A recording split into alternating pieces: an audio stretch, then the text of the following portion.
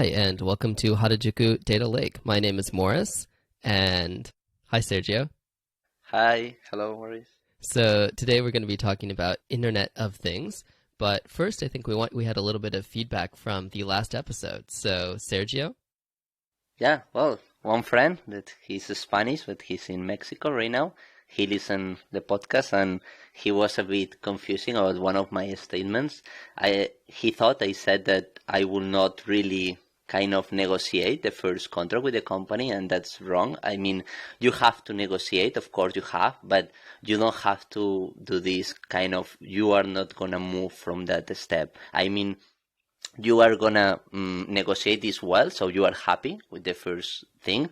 But later, when you are in 6 months in the company, you have to really reorientate, no? So there is a kind of all the time, and it's not ever in 6 months. It's all the time. You have to be renegotiating the contract. You have to be aware about what is your skills in the company, and you have to be all the time with the best value. This happens a lot when you are leaving the company, and these guys, they come later to you and say, "Oh, but we can give you more money if you want." So they do this counter offer. So don't expect to have a counter offer. Just go with them and say, "Hey guys, are you sure that this is what you want to give me?" "Oh yeah, you are well paid." "Okay, I will search in another place."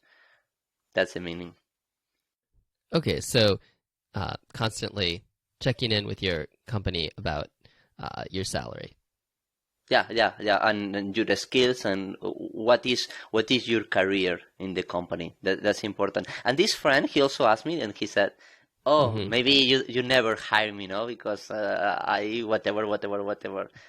And I don't think so. I think that if I have the right position and I know that he is good in that position, I'm gonna hire him or everybody. But I think that it's more important your skills and to know, okay, you are a good fit with this kind of task, so I am gonna hire you. But I'm not gonna hire you because you are my friend. That's the difference, okay? So if he's your friend and he has the exact skill set that you need. That's it. Okay. All right. Well, thank you for that feedback. So the other thing, we usually record on Sundays, but today we're recording on a Monday. So Sergio, do you know what day it is in Japan? No, I don't know. Tell me. Okay. Well, actually, you do know because I told you before the podcast. But today is Shunbun no Hi, so it's the spring equinox. So we're looking forward to spring and summer, and it's going to be great. So Facebook told me this morning that it was this day. But I don't care because I went to work today, so I don't care. What? Well, I didn't go to work today. Well done. Okay, so today we're going to be talking about Internet of Things. So I think Internet of Things is kind of a bull term to begin with, but it's sort of a buzzword that means a lot of things and nothing, and it's sort of to signal where we are in history. It's kind of like in the early 90s, the term information superhighway. And there was this idea that, we're going to have all this information available at our fingertips and it's going to be amazing and we're going to like learn so much. But really, information superhighway was just a term that meant that we don't really know what we're talking about yet. We know that the internet and information is going to be very important, but we don't really know exactly where it's going. I think Internet of Things is also kind of a buzzword like that, where it signifies where we are and where we think there is going to be a lot of business opportunity, but it doesn't really have a lot of sort of depth of meaning. Like, things are not fundamentally different than they were 10 years ago, even though it's a relatively recent term. So in terms of Internet of Things, I often listen to like another podcast to prepare for this podcast, and I know. And then you can listen to our podcast to prepare for your podcast. So it's a repeating circle. The podcast I listen to, as always, I often go to Software Engineering Daily. So Steve Busby, who's from Microsoft and Azure, was talking about Internet of Things, and the way he defined Internet of Things was with sort of four components: the things themselves, the connectivity they have, the ability to store data that comes from them in the cloud, and then analytics on that data. And I thought that was a really interesting set of four things because it's really four things that are important from the the perspective of Internet of Things, the industrial side of Internet of Things. So Internet of Things where like, you're a city and you're going to put a internet connected chip in every street lamp in the city. And I thought that was sort of interesting. And so in that situation, analytics becomes very important and how the data is stored becomes very important. But when we think of Internet of Things as consumers, we tend to think of just the first two, which is the things themselves and their connectivity to the internet. And I think that's probably what we're going to spend most of our time focusing on today. So the historical context here is that 50 years ago, nothing had a microchip in it. In the 70s and 80s, we started to see microchips in a lot of things like microwaves and vacuum cleaners and air conditioners. And today, we start to see much more powerful microchips that are connected to the internet. And they become the Internet of Things. So Sergio, was that a reasonable definition? Yeah, well, I think that I agree what you said. For me, at the end, I have the personal vision of this. I think that that is mostly kind of trendy topic. Everybody is like, oh, I do Internet of Things, but they are just doing another microcontroller, another device, no?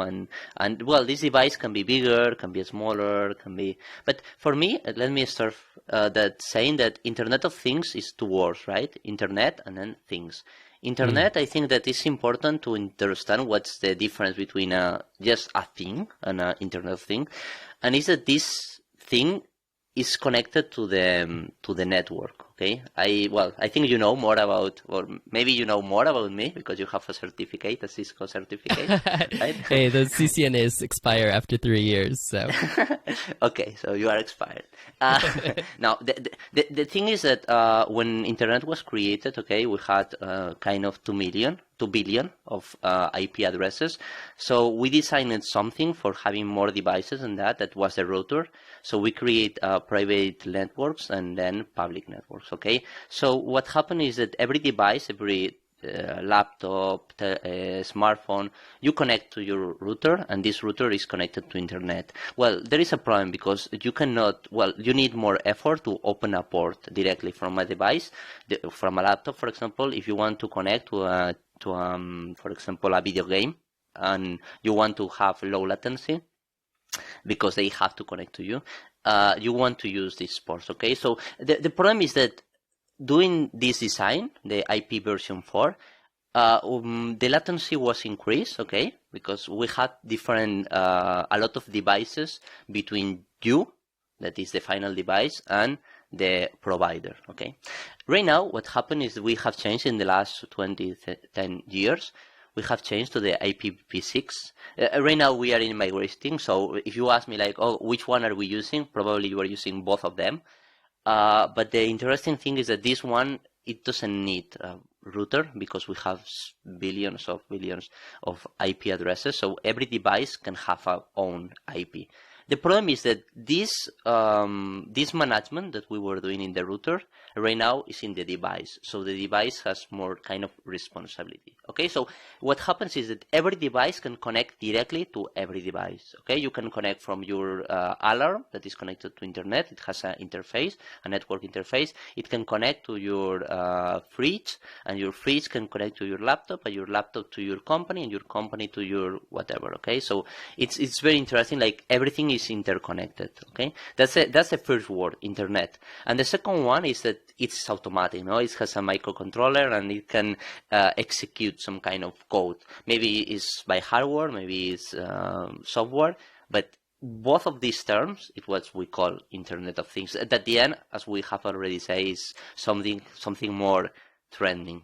Yeah, just to clarify there. So the IPv4 Internet Protocol version 4 was released in the early 80s, I think 1983, and it has a total address space of 2 to the 32 possible addresses, so about 4.3 billion addresses. And because of the way addresses are allocated, there are actually slightly fewer available addresses. So we've run out of addresses a while ago, and the way that we are able to connect all the devices that we connect is via network address translation.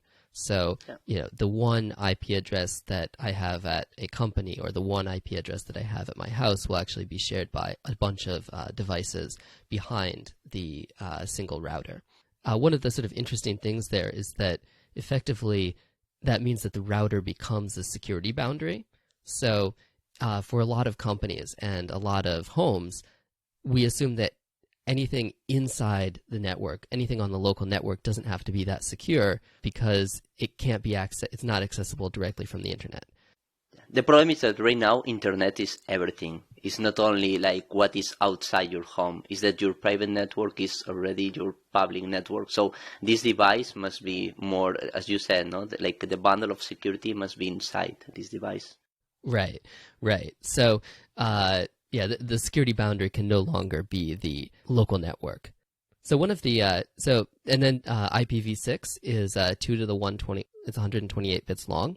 So that's a very, very, very large number of addresses. So that there are enough addresses that as many devices as we can put on the IPv6 network, each one can have their own unique address, and you no longer need network address translation. So, and just to give a practical example of how that works, like for example, at my house here in Nakano, I have a dual stack IP4, IPv6 connectivity. So all the devices in my house have both local IPv4 addresses and global IPv6 addresses. And the global IPv6 addresses are actually internet accessible.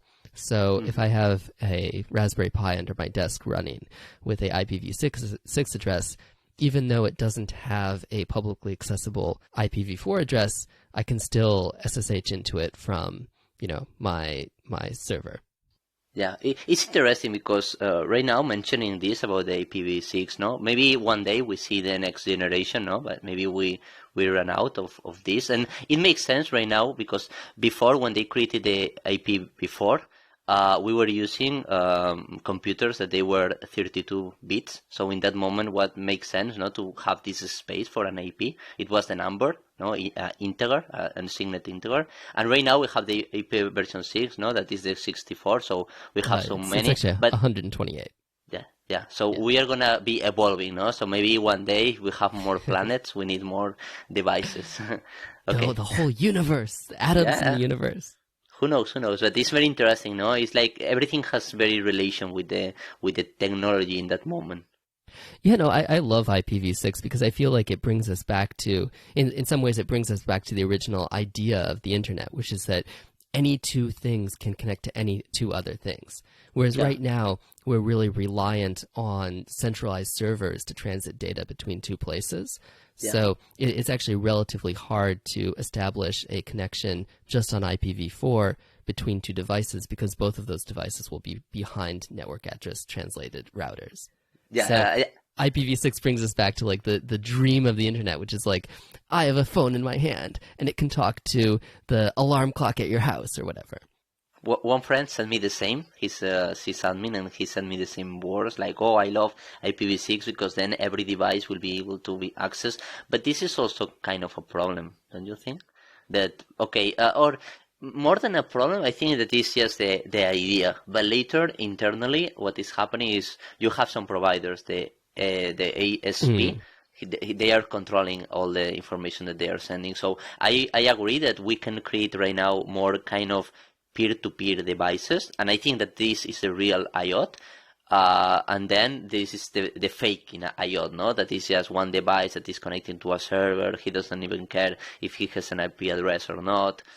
That's a big difference. It's very interesting. Okay, so I think one of the key challenges of Internet of Things is something that we just touched on there, which is that if you do have direct access from the internet to all these devices, how do you secure these devices? Because if we are accessing the internet through our computers or our phones, we have some reasonable expectation that people will keep their phones relatively updated, will install security patches.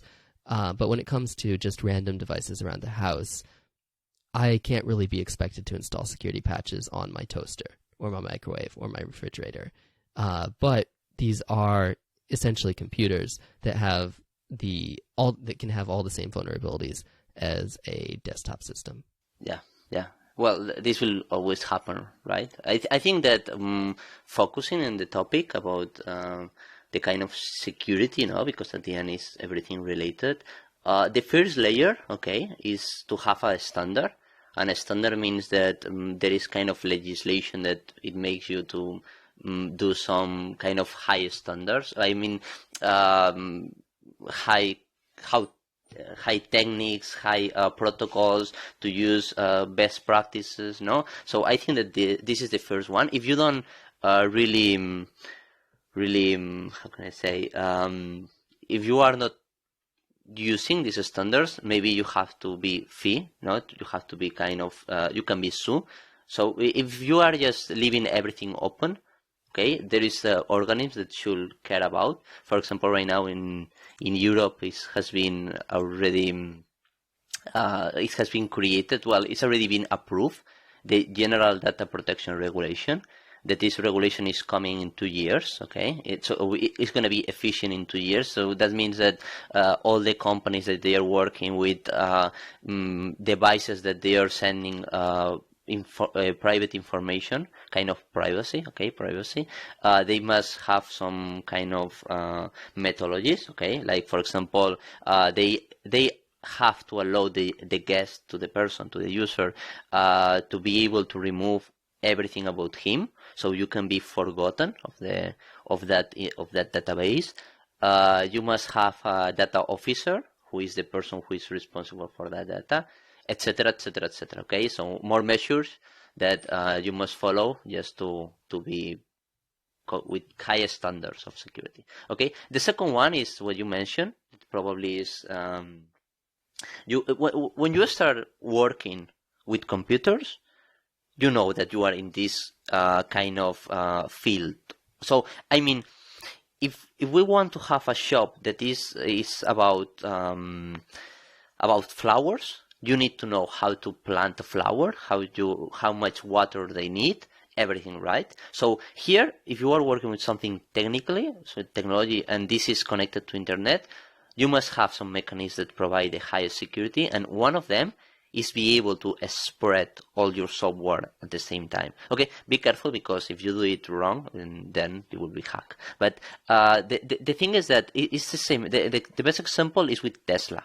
Tesla is a company that they create a software that can be updated, so the car itself can be updated with the last version. It is secure, it's with a signature, it's using SSL, secure protocol, everything, okay? You cannot change that firmware that they create in a laboratory and they send and say, okay, this can be installed in every computer of the car. But there is nothing else that they can be updated. Okay, so when something happens in some hours, all the cars, this has been updated and have solved the fix. They have fixed the problem. But in the other case, for example, companies that they are just analogic and they have some devices, but they are not connected into one place, they are going to have so many problems to later be updated. So what I mean here is that if you are working with technology, you must know about what you are talking about, okay? You need a minimum standard. And then the third one, and I think that it's very related with the 2 points we said, is about to invest in talent. And investing in talent is in all the industries that we can talk about, but it's very important, no? Because sometimes you can just create a software and it works, and this is fine, but it's not fine. When you are open to everybody, you must know what's there, and to make it work is not related to is good enough. And here you have a lot of competitors. So this we talk together, okay? The other day we have been talking about, and we could talk so many hours. But the conclusion, I think, you've got to hire good people. Yes, exactly. All right, so going back to a few things, this general data protection regulation, I think why this is important. So when we talk about Internet of Things devices, we talk about the security of the devices themselves. So you don't want the devices in your house participating in a botnet. You don't want hackers using the devices in your house to create proxies and whatnot. But you also don't want the device. You also want to have some sort of privacy expectation of the devices in your house. And what we've seen recently is that essentially consumers have a very low, put an extremely low value on security and privacy. And even though there are companies that are trying to market security and privacy as a core component of their product, it's still unclear that consumers are actually willing to pay for that. So if there are two internet-enabled teddy bears on the shelf, and one of them costs $20 and one of them costs $25, but the $25 one has some. Well, I mean, maybe the problem is that consumers have no way to judge which one is more secure, so they just simply assume that both are equally unsecure, and thus, just choose the cheaper one. But it seems that at least where we're at right now is that we don't have consumers actively willing to pay more than not actively willing to pay any nominal sum of money for security and privacy. And so that sort of brings it into the importance of regulations. So this general data protection regulation in Europe, I actually don't know very much about this, but just referring to the Wikipedia page, it looks very, very interesting. But in terms of interesting things in here, one of the things I did want to talk about at some point on the podcast is this. It says automated individual decision making, including profiling, made contestable. So, where are you? Okay. Yeah. So this is unrelated to IoT, but it's about citizens having the right to question and fight decisions that affect them that have been made purely based on an algorithmic means.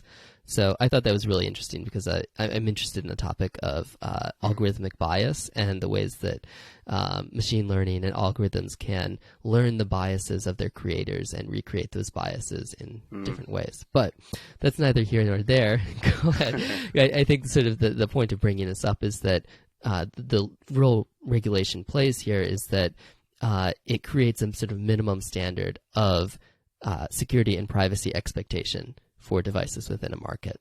Yeah. What happened here with this regulation, the goal is to make the highest standard for all the European Union, because some countries, they don't have the same level as another ones. For example, in Spain is one of the countries that they have the highest ones. Okay, so if you really have sensitive information, you must really care a lot about your data. You have to notify to the government, you have to track the list and to notify which fields do you save for every customer. So this is been happening more and more. The problem of this kind of general data protection regulation, I have the feeling that it's very related with Facebook and Google, because they are becoming very big companies and they play a lot with the data, and everybody, in this case the politicians and companies, they are kind of jealous of these big companies that they create an empire, with data. So they want to set something to say, oh, if you want to really use the data of my citizens,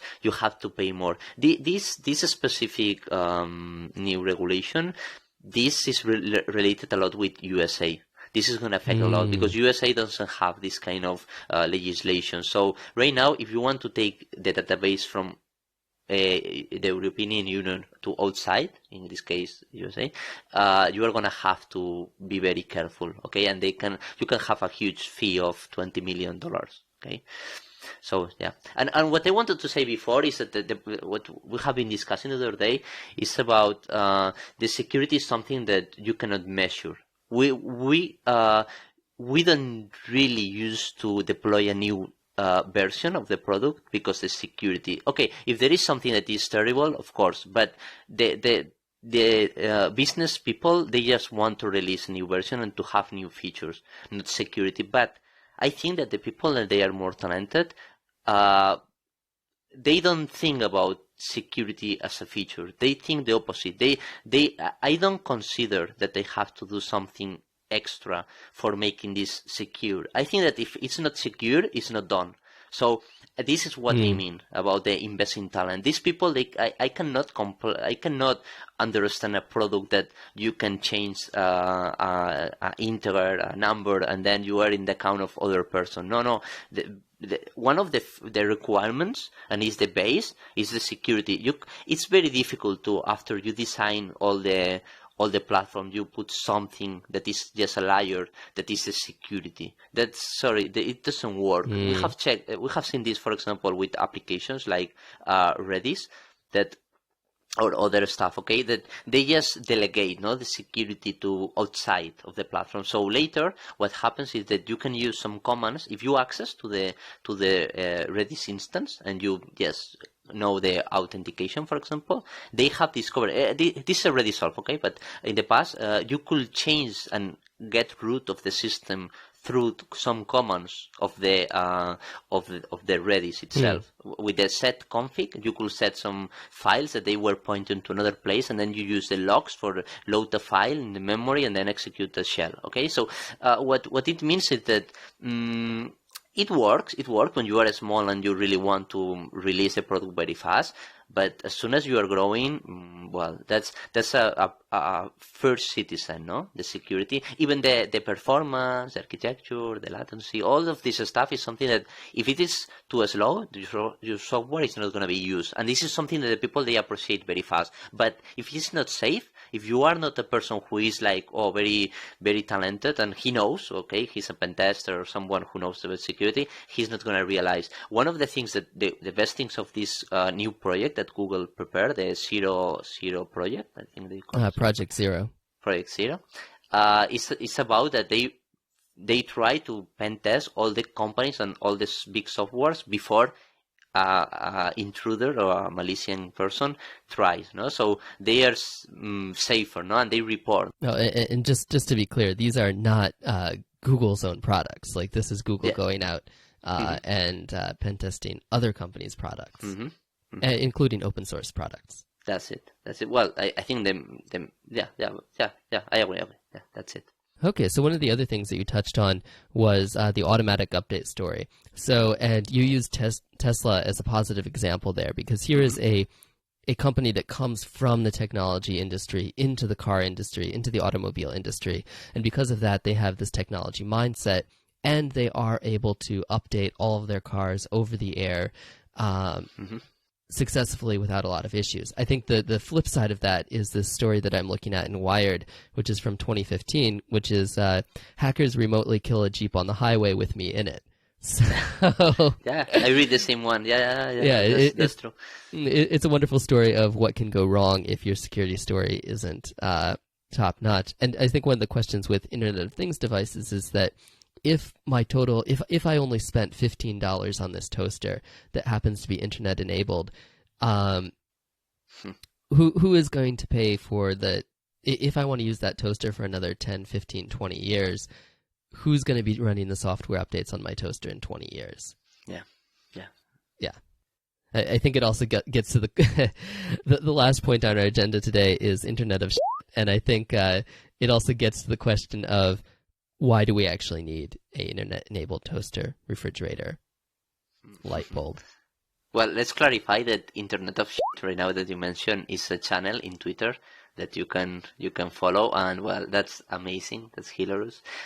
You can see so many devices that they are so vulnerable. They are very bad design. Well, that's amazing, and you can import something. If you see something that is very weird, just take a photo and send there. It's amazing. But what we were talking about before, about Tesla, for example, the same problems happens, for example, with the airplanes.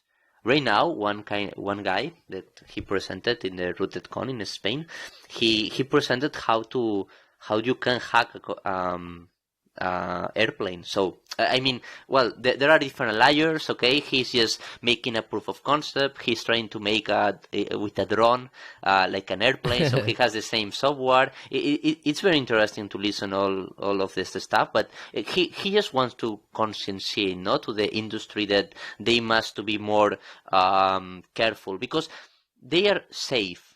it's called safe. Okay, so safe at there is not going to be 2 bytes that they hit the same memory position, but it's not secure.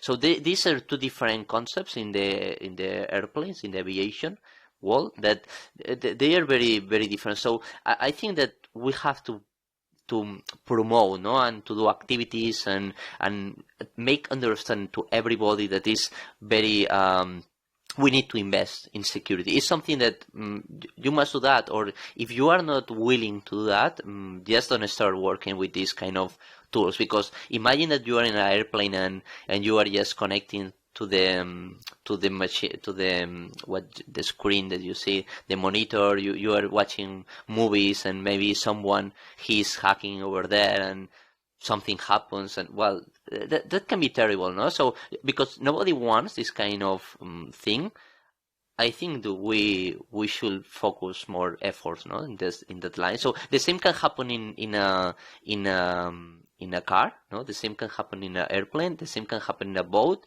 It can happen if you have something artificial in your body, no, some prosthesis.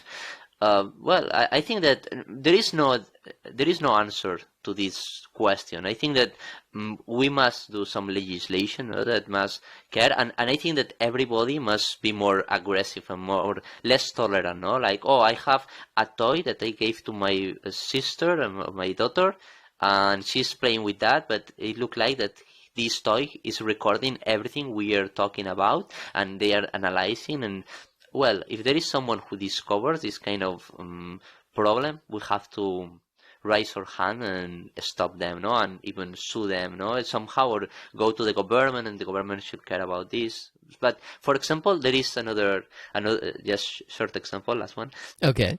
Is about the passwords, no? When you go to a web page, a login, and you sign up, and when you click sign up, and it sends the same password to you, it means that this page is recording your password, okay? Because later you can recover the password, and they know what password you got before, okay? So when you can recover the password, and this password is not cipher, it means that they are saving your password. And this means that if they hack and they get all the database, it's not going to be saved. So right now there is, I don't remember the name, sorry, but there is a web page that they recollect all the web pages that they have this kind of bad feature, no? So they can be hacked, and they can steal your password, no? So they tell you, oh, don't use never your password or one kind of critical password in this kind of web page. Okay, and just for people who don't know, when you enter a password into a website, typically that password is run through a cryptographic hash function before it's stored in a database. Maybe not SHA-1. The details are actually kind of interesting because you'll add like a random salt first before you hash it. But the point there, though, is that if, for example, your database was hacked, you would not actually have the passwords in there. And it would be very hard to determine what those passwords were based on the hashes. Hopefully nearly impossible. Working backwards, I think, so in terms of the, I think I have seen that presentation from the guy who claimed to be able to hack airplanes. And I believe when I looked into it, it sounded like it was a little, like he was claiming a little bit more than he had actually. It seemed that there was some skepticism around that specific incident, but in terms of the Jeep incident, I think what's interesting there is that with the Jeep incident, because these hackers were able to actually prove that like an entertainment system was actually linked into the core navigation systems of a vehicle. And when we get to Internet of Things, like I think that's another sort of aspect of it that we have to think about, which is that, you know, if somebody hacks my computer, yes, they can access all the data on the computer, or maybe they can turn on my webcam, but they can't actually do very much to harm me physically directly. Whereas if somebody hacks my microwave or my oven or my toaster or my hot water heater or my or my furnace or something, like their ability to control the environment I live in is actually much greater. Yeah.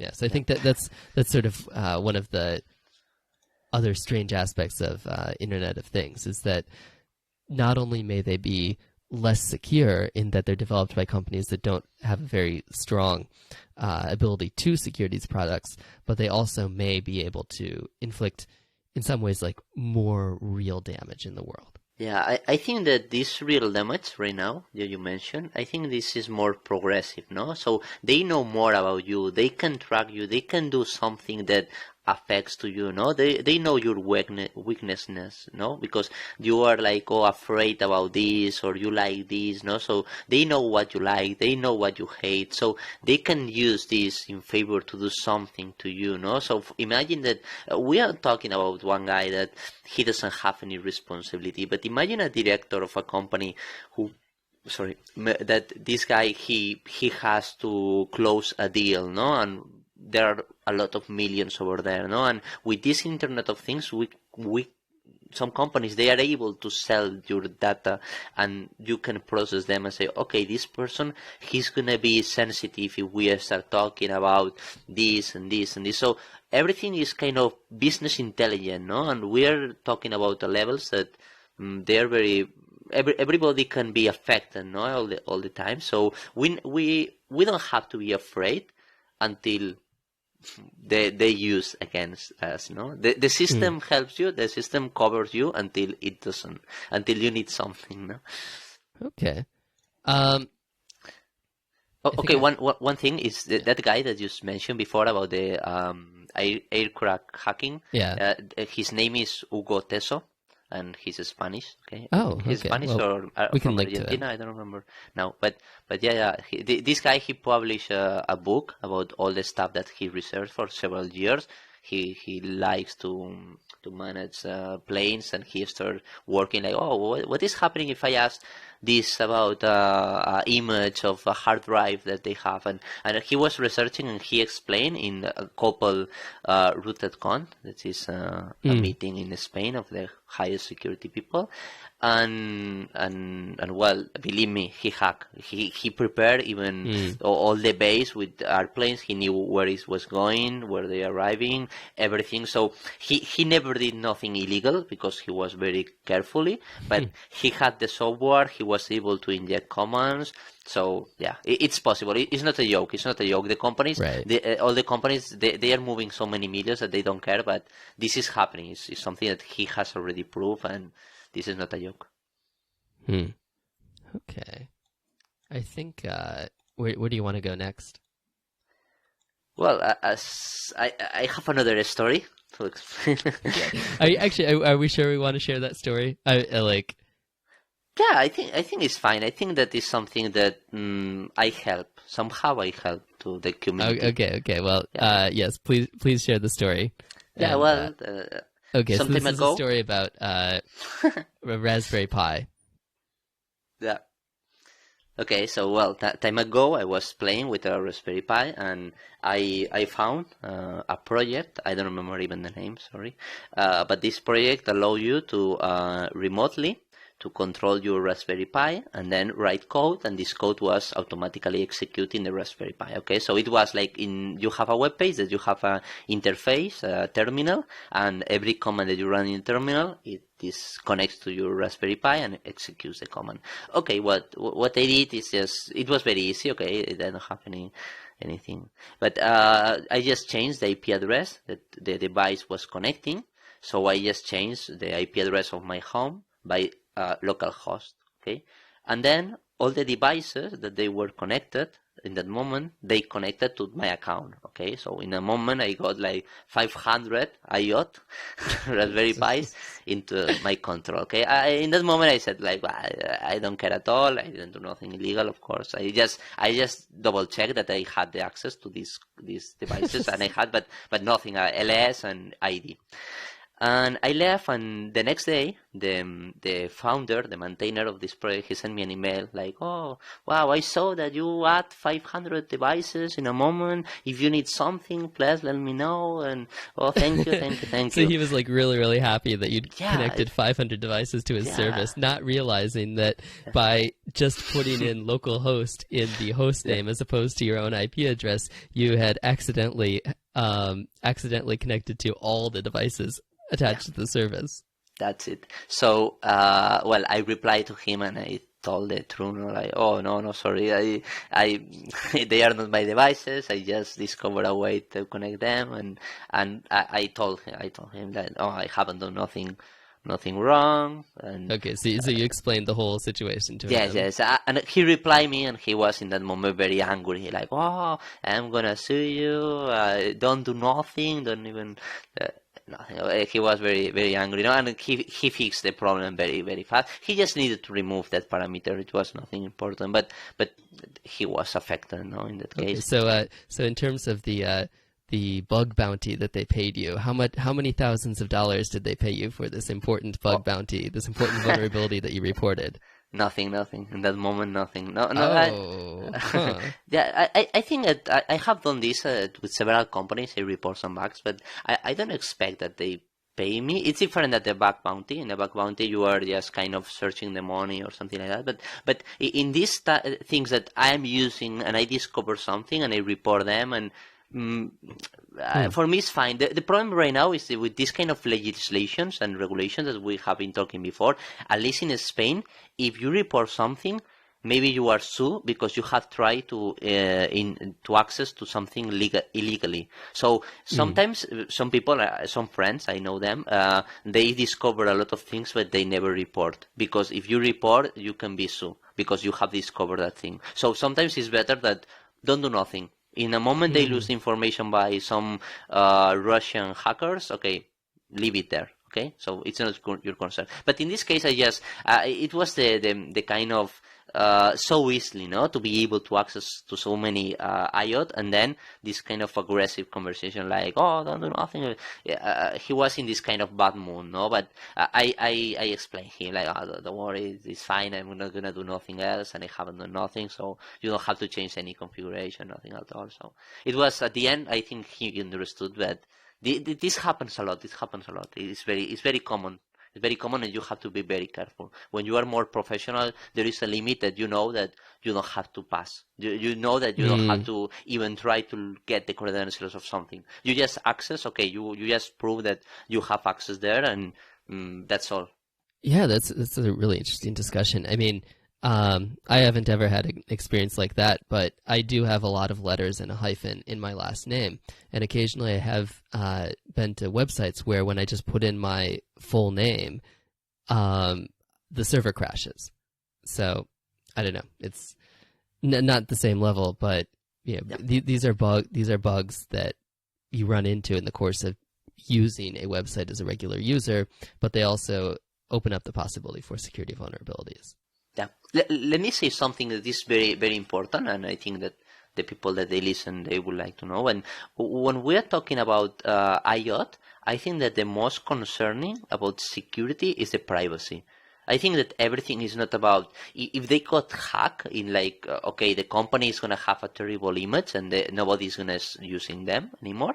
But I think that what matters and what wants the European government is the privacy. And privacy means your data, and it means that you can control that information. For example, if you know what is OAuth, OAuth is a protocol that it lets you to be a provider of data, and someone can request you to, oh, is this person is this person has an account, this person inside this in your database, okay, and you can reply. So it means that when you divide your kind of platform, you must be aware that you are a user and everything depends on the user. If the user wants to delete all the information, you must remove from that user of everywhere in the platform. Okay, so Hmm. I think that it's more important the privacy and to be able to be forbidden, forgotten, sorry, than anything else. So in this IoT thing, I will say that privacy is the first citizen.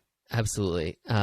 We're in a very strange place in the world when it comes to privacy because we have everything we do produces so much random auxiliary information, whether we intend it to or not.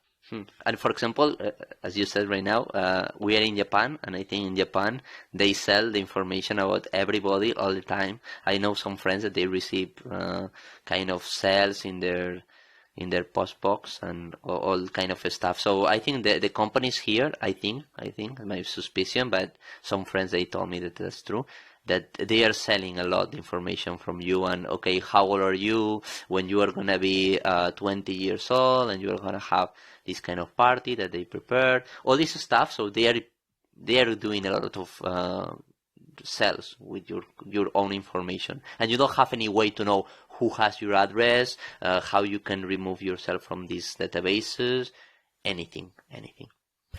Yeah, just to sort of comment on the situation in Japan, I would say that there is some there is privacy legislation in Japan that tends to sort of mirror legislation in the U.S. So certainly compared to it's certainly not nearly as strict as the situation in Europe. And one of the things that the U.S. is very strict on that Japan is not particularly strict on is spam emails. So I know in the U.S., for example, if you send out a mailing list, you basically have to be able to unsubscribe with one click. That does not seem to be the case in Japan, given how hard it is to unsubscribe from a number of the mailing lists that I'm on. So that's what is called opt-in and opt-out, and it means that you have to decide as the guest or the user, to decide if you want to receive something or not. There are people, well, this is what's happening in USA and here, is that they send you the email and then you are able to unsubscribe, but you don't want to receive the email in the first time, so you have to say, oh, I want to receive the first email, and then you have to be able to unsubscribe for that mail list.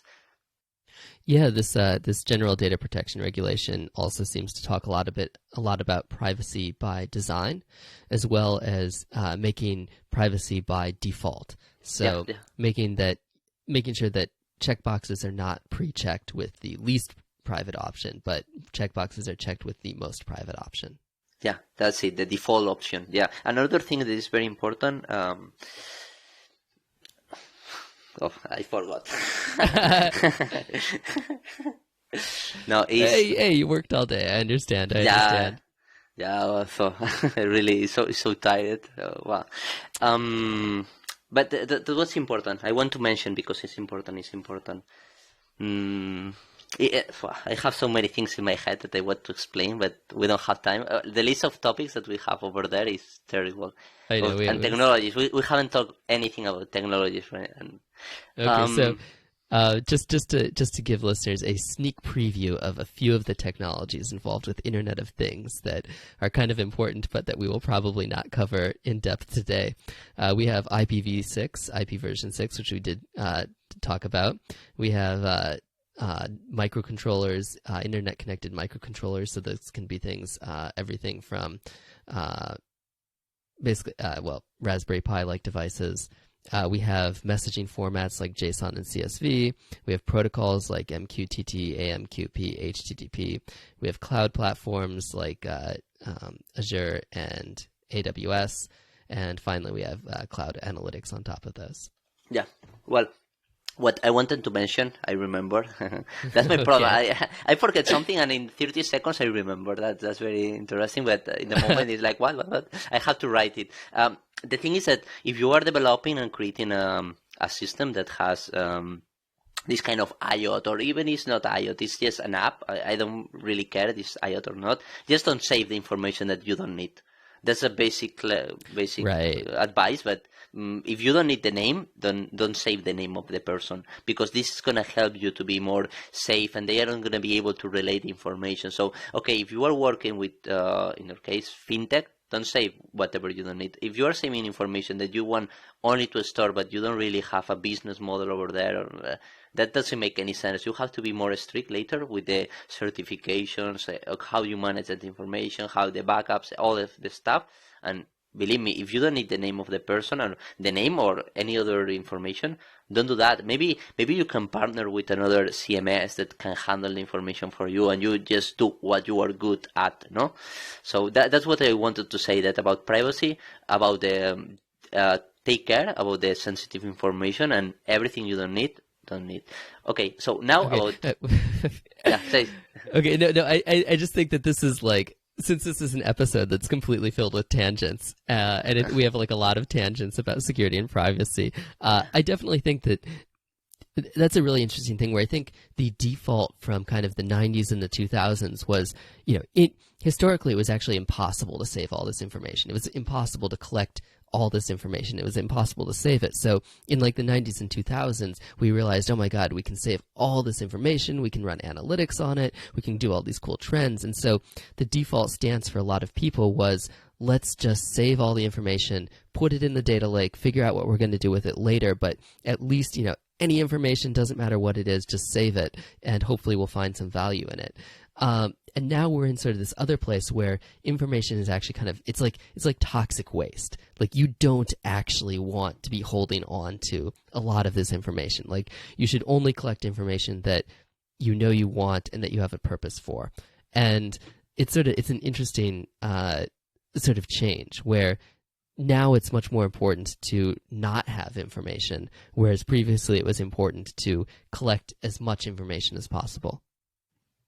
Well, I disagree a little bit, Okay. and my position is that we are humans, okay? So we make always the same mistakes.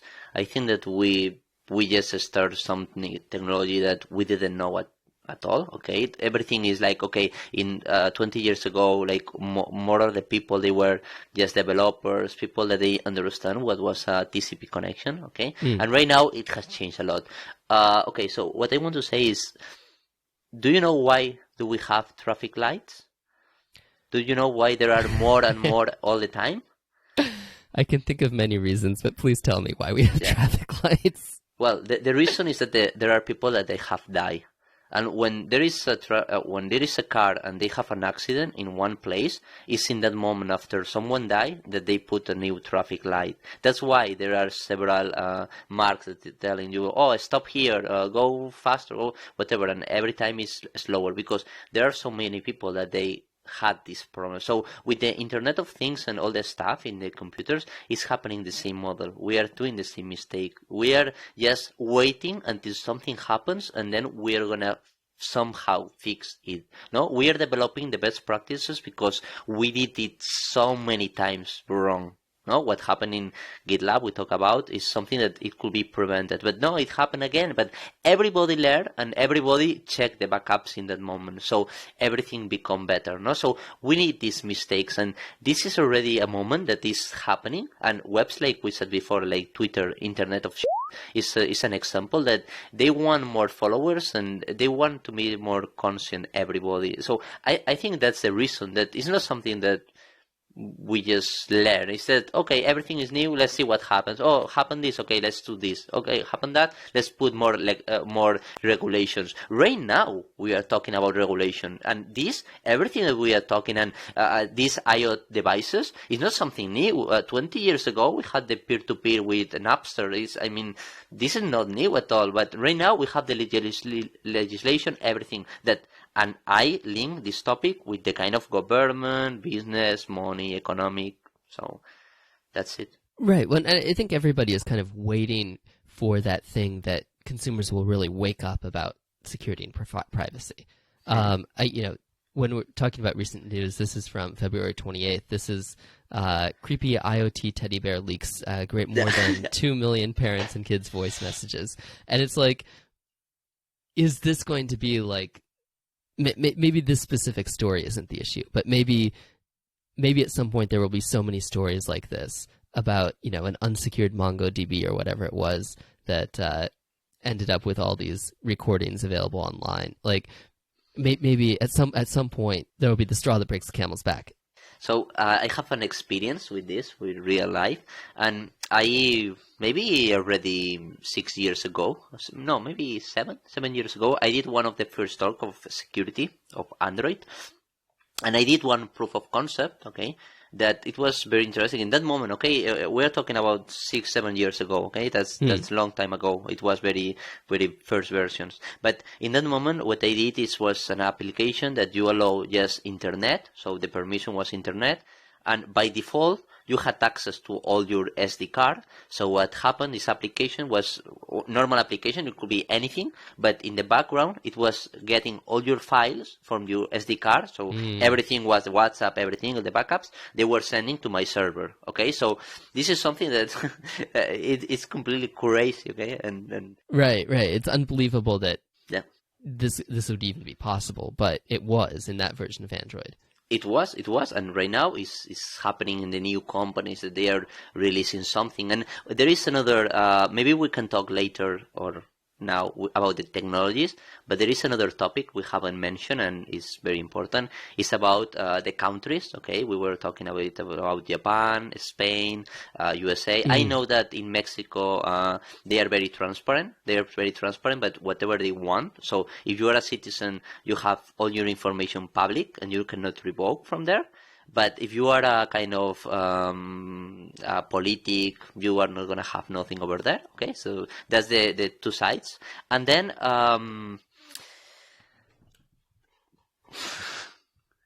okay, technologies.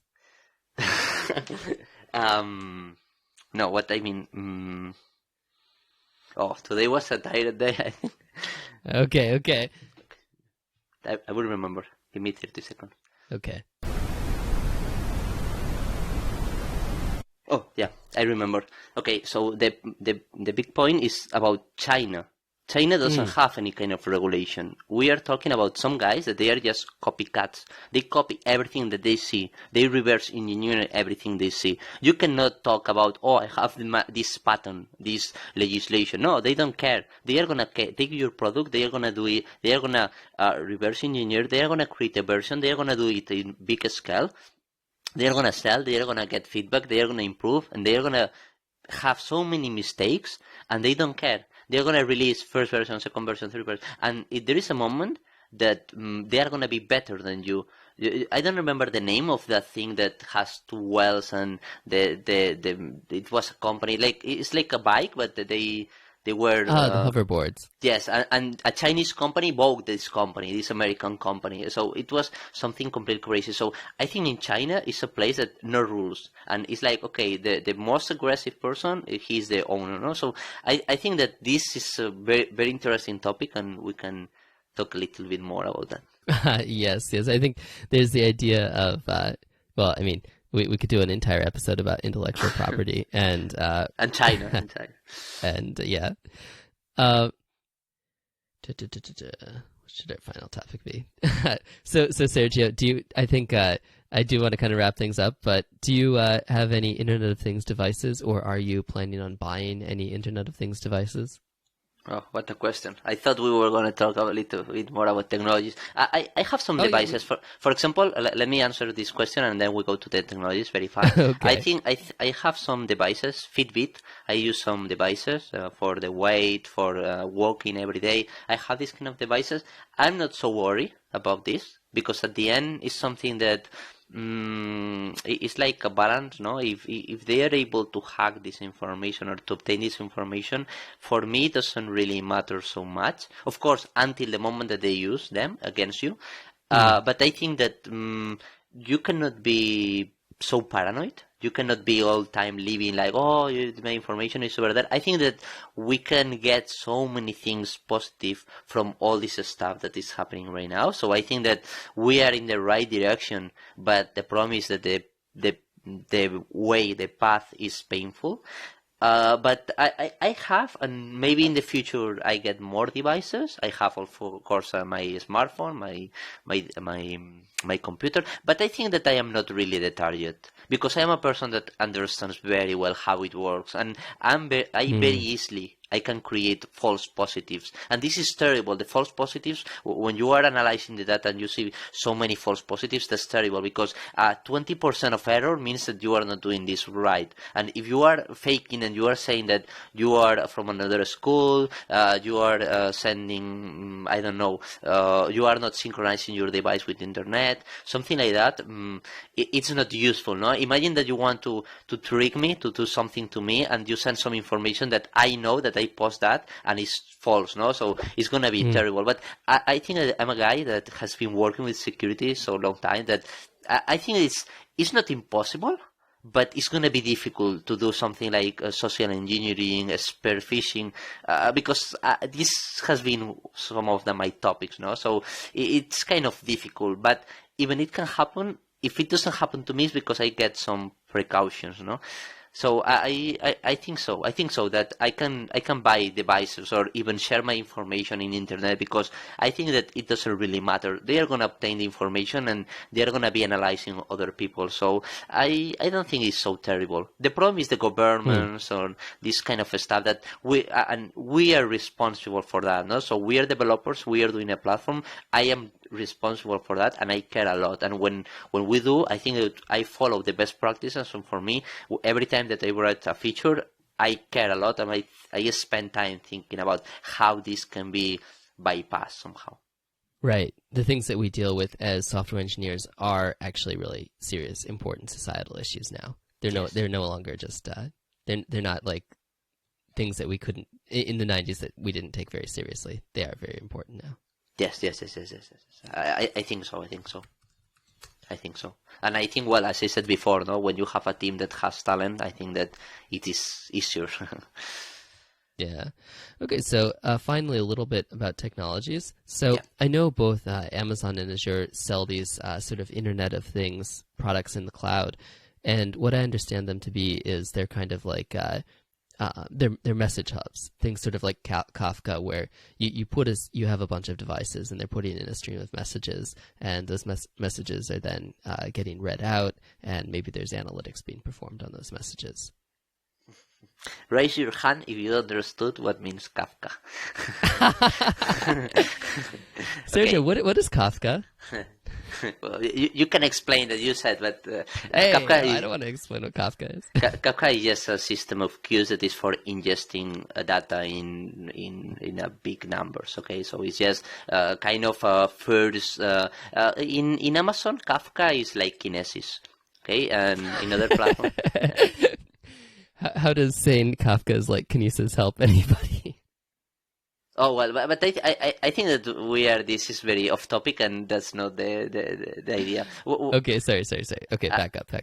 I think that the most important about technologies is right now we are in the direction that every time is more easy. No, is for develop a kind of IoT, no, or something related, something similar.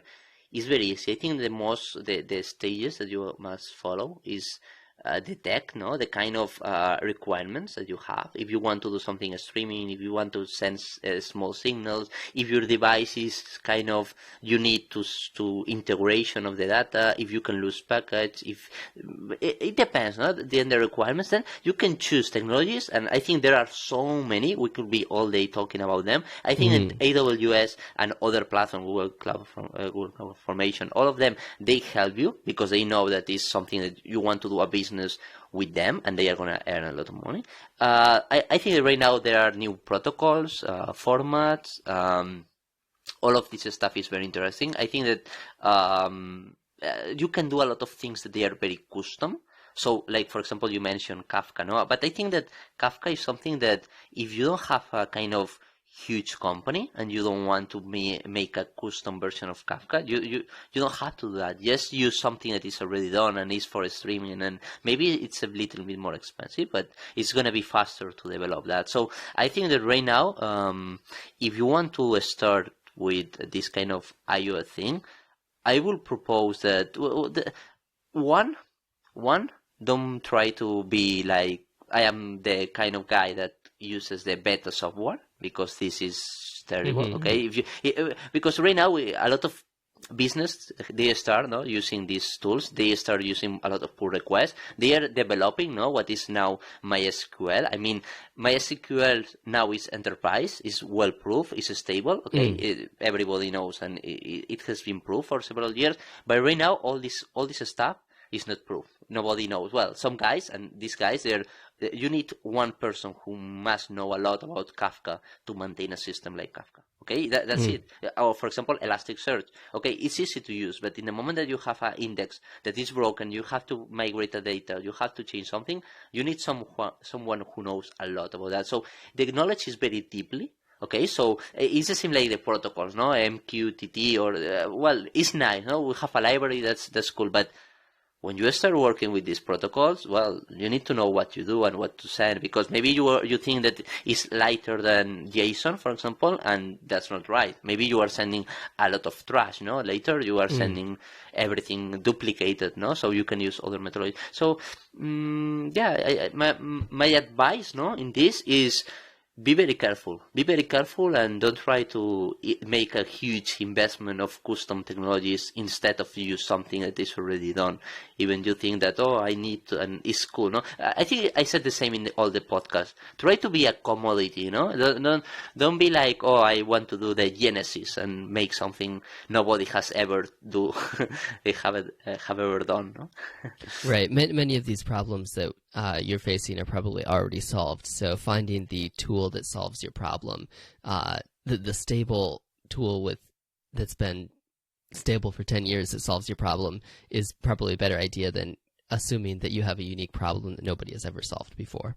Yeah, and the last thing I want to say is about the context. For example, when we started with the smartphones, we saw that the battery was a big deal. We could not do a WebSocket. Well, we can, of course we can, but we cannot maintain a WebSocket from a smartphone because then the battery is going to be gone. So you have to be very careful, no? And then these new protocols, they start, no? But I think that even you have the protocols, you must understand all the platform, what are the hardware, what is the CPU that you are gonna have, the memory, because it depends a lot about if you want, for example, to buffer the data from one device to another, you need to know how much memory you are gonna be able to buffer, because if the platform is down and you are like one day saving the information, this is gonna be gone.